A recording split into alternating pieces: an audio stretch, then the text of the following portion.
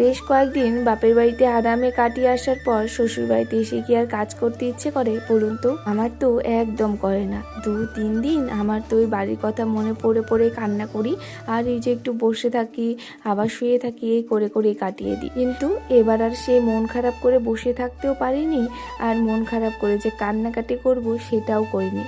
কারণটা একটাই, যেদিন বাড়ি থেকে এসেছি তার পরের দিনই মামামের স্কুল ছিল।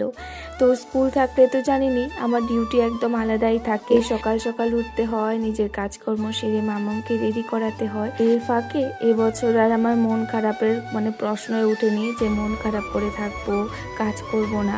কারণ মামার স্কুল থাকলে তো কাজকর্ম করতেই হবে সময় মতো সব। মামামকে স্কুলে পাঠিয়ে দিয়ে আমিও এদিকে সকালে রান্নাবান্নাটা সেরে এখন বসে পড়লাম খেতে। সকালের কাজকর্ম তখনই শেষ হয় যদি সকালে খাওয়া দাওয়াটা শেষ হয়। জানেন, সকালে খাওয়া দাওয়াটা সময় মতো একটু তাড়াতাড়ি করে হয়ে গেলে বেশ অনেকটা তাড়াতাড়ি করে পরের কাজের দিকে হাত বাড়ানো যায়। সকালে খাওয়া দাওয়া লেট হলে তখন কিন্তু সব কাজেই লেট হয়ে যায়।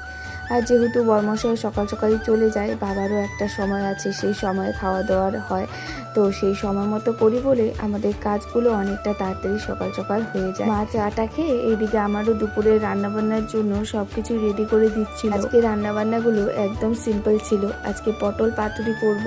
পাতুরি বলতে গেলে এটা একটু অন্যরকম করেই করব। তো প্রথমেই তো মশলা করে নিলাম, আর এইদিকে এখন ভালো করে পটলগুলো মেখে নিচ্ছি। পটলগুলো না একটু বড় বড় সাইজের পটল হলে খুব ভালো হয়।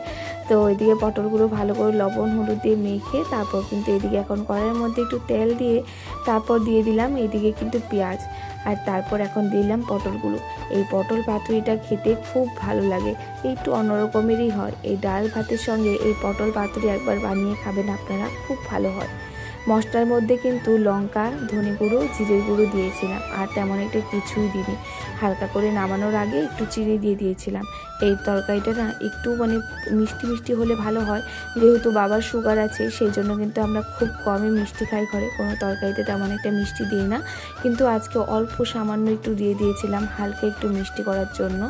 আর তার সঙ্গে কিন্তু ডাল হয়েছিল, মুসুরির ডাল, যেটা চালটা দিয়ে করেছিলাম। এদিকে রান্নাবান্না হয়ে গেছিল, ভালো করে গ্যাসটা পরিষ্কার করে রেখে আমি কিন্তু চলে গেছিলাম মামামকে স্কুল থেকে আনতে। আজ না খুব গরম দিয়েছিল। মামাম তো স্কুল থেকে এসেই বিছানার মধ্যে শুয়ে পড়েছে আর বলছে মা আমার খুব গরম লাগছে। এখন ওকে একটু ইলেকট্রন গুলিয়ে দিলাম, সেটাই জল একটু খেলো, তার সঙ্গে আমিও একটু খেয়ে নিলাম। এবার মামামকেও স্নান করিয়ে দিয়ে আমি আরও একবার স্নান করে নিয়েছি, কারণ প্রচণ্ড গরমও লাগছিল।